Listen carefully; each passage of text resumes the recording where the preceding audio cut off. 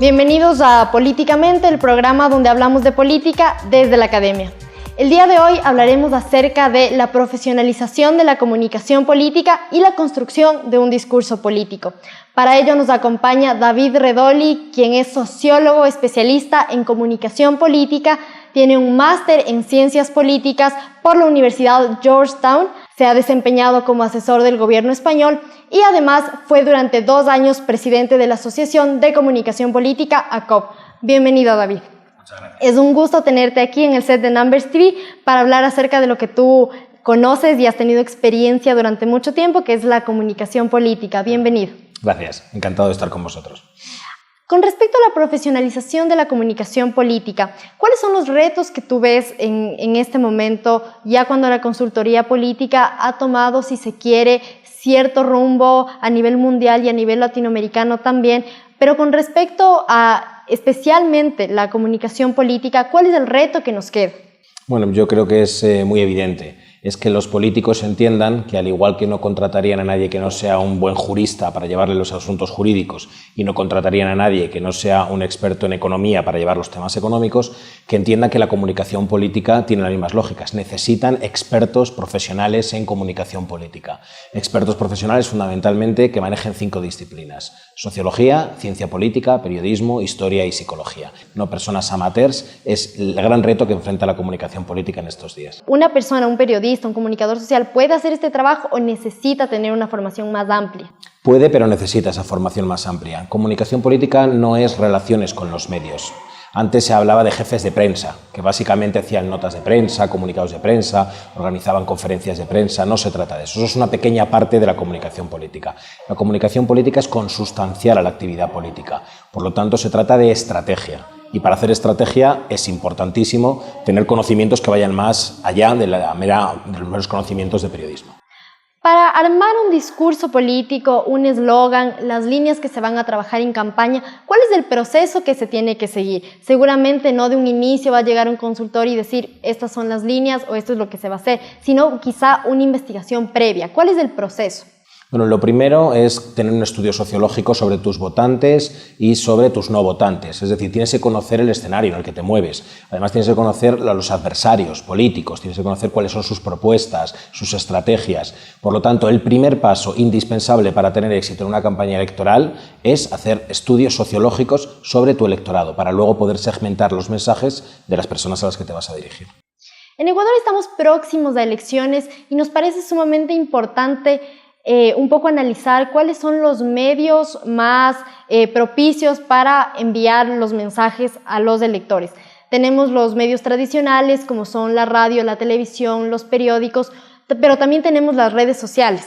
¿Qué impacto y cómo nosotros decidimos como consultores y cómo le recomendamos al candidato cuál medio elegir para transmitir su mensaje? Bueno, para hacer esa recomendación lo primero que tienes que tener son los resultados de esa previa investigación que tienes que haber hecho, para saber qué mensajes tienes que dirigir a jóvenes urbanos y jóvenes rurales, jóvenes con estudios, jóvenes sin estudios, jóvenes en el extranjero, jóvenes dentro del país. Una vez que conoces eso, lo que tienes que decidir es cuáles son los canales que más impacto tienen. Entre los jóvenes suelen ser las redes sociales, entre los mayores es indiscutiblemente la televisión. La televisión sigue siendo el canal estrella en política. Es el medio que combina lo visual con lo auditivo, es el medio que mejor hace llegar lo emocional, y la política tiene mucho de emocional, no solamente racional, y es el medio que llega al público masivo. Lo ven desde personas de 15 años hasta personas de 85 años.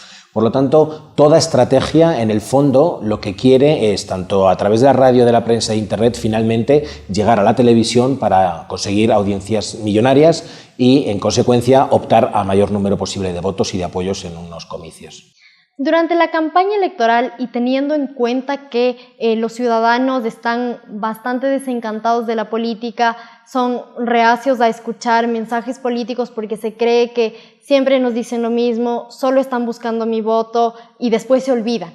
En campaña electoral, ¿cómo comunicar el plan de gobierno sin que suene a una promesa que no se va a poder cumplir y más bien suene a una propuesta real que se va a poder realizar? Sí, bueno, con una cuestión muy fácil de decir, muy difícil de hacer, que es con pedagogía.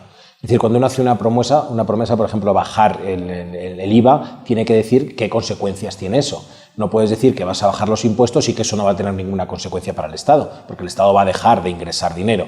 Es decir, eso se soluciona haciendo pedagogía con tus propuestas. Cada vez que das una cifra, cada vez que haces una propuesta, explicar las consecuencias positivas y los costes que tiene. Toda decisión política, toda propuesta política tiene partes positivas y partes negativas. Hay que explicarlas. Aquel político que no las explique no será creíble. Hacer una propuesta sin explicar los costes y los beneficios no es creíble.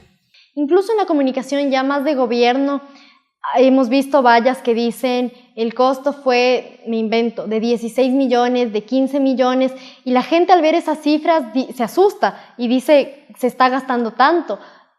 En la comunicación de gobierno, ¿tú crees que se debería mejor decir a cuántas personas se va a beneficiar con este proyecto en lugar de dar cifras tan altas que la gente puede decir, pero es mucho dinero para este proyecto? Sin duda alguna. Volvemos a lo mismo, que es la idea de la pedagogía, y esto que estás explicando es básicamente contextualizar. Pongo un ejemplo. Si yo digo que voy a reducir un 10% el gasto en defensa, en ejército, tengo que decir la cifra que supone, que vamos a poner por caso que son 50.000 millones de dólares. No lo sé cuáles, pero vamos a poner.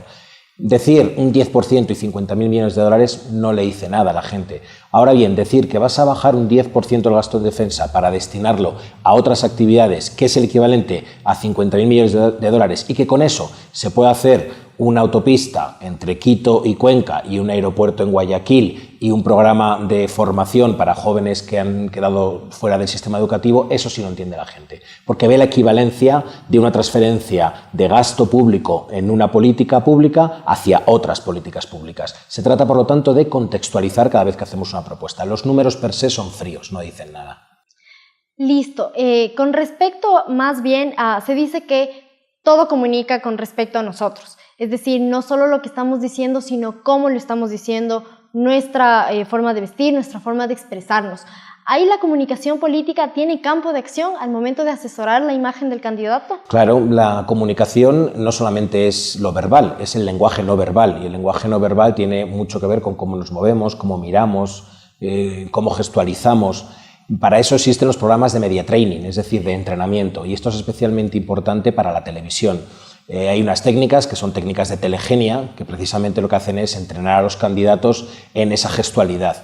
Porque, por ejemplo, dar un discurso triste porque ha habido un accidente mientras estás con una sonrisa de oreja a oreja va a ser contraproducente para ti. Y lo mismo, en una situación alegre, dar un discurso en el que se te ve triste y se te ve anquilosado y rígido tampoco va a ser efectivo. Por lo tanto, tienes que tener sintonizados el lenguaje verbal con el lenguaje no verbal.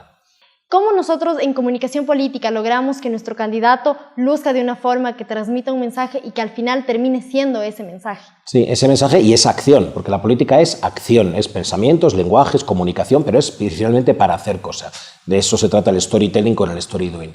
Un compañero mío lo resume de una manera muy sencilla. Dice, es decir lo que estás haciendo, contar lo que vas a hacer, decir lo que estás haciendo, y contar lo que finalmente has podido hacer, sea todo lo que habías prometido o solo sea una parte. Si la gente ve que de tus palabras salen acciones concretas, si tú dijiste que ibas a invertir 10.000 millones de dólares en tal cosa y finalmente invertiste esos 10.000 millones, la gente lo va a ver. Por lo tanto, se trata de estar haciendo comunicación constante, lo que Pat Cadell en los años 70 llamó comunicación de campaña permanente desde el gobierno. Haciendo eso es como casas el storytelling, lo que tú dices, con el story doing, que es lo que tú haces. El 4.8 del padrón electoral ecuatoriano son jóvenes entre 16 y 17 años que tienen la facultad de votar, es decir, es un voto facultativo opcional. Y mientras que el 29.5% es de jóvenes de 18 a 29 años. Teniendo este panorama y con un padrón joven tan extenso, ¿tú qué les recomiendas a los políticos al momento de elaborar su discurso político, su discurso de campaña y también sus propuestas? Proximidad, cercanía, autenticidad y, sobre todo, que se preparen bien los discursos políticos con un lenguaje adaptado a los jóvenes. No puedes dirigirte a los jóvenes simplemente con tus cifras, tus números o diciendo que tienes abierta una cuenta de Twitter. No se trata de eso. Se trata de demostrar proximidad, entender sus problemas, es decir, haber hecho estudios sociológicos sobre qué es lo que preocupa a los jóvenes y entendiendo que los jóvenes no son un colectivo homogéneo. Hay gran cantidad de jóvenes rurales que no tienen nada que ver con los jóvenes urbanos. Hay gran cantidad de jóvenes con estudios que no tienen nada que ver con los jóvenes sin estudios. Hay jóvenes discapacitados, no tienen nada que ver los problemas de las chicas jóvenes con los de los chicos jóvenes. Entonces tienes que hacer un proceso de segmentación y dirigirte de manera específica a cada uno de esos colectivos, no al conjunto de jóvenes ecuatorianos en general, porque los jóvenes ecuatorianos no son homogéneos, son muchos millones de jóvenes distintos. Muchas gracias, David. Esto ha sido todo por hoy en el programa Políticamente.